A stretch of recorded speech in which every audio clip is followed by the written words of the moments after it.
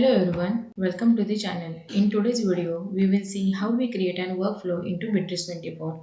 So let's get started. So first of all, we have to log in our Bitrix24 account. In the left hand side, you will get the field section.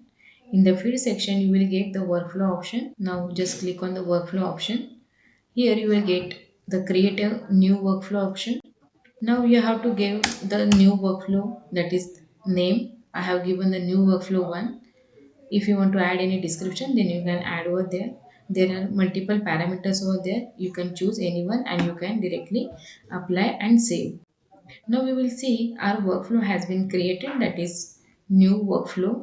We will see here there are multiple workflows we have created. All the workflows are appear over here. And if you want to add more workflow, then you can create here from the new option. So here is the our workflow, that is new workflow one. Now I'm opening it.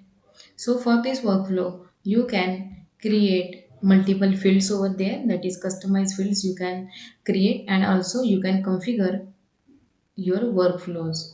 So just like that, you can create your own workflow into your Bitrix24.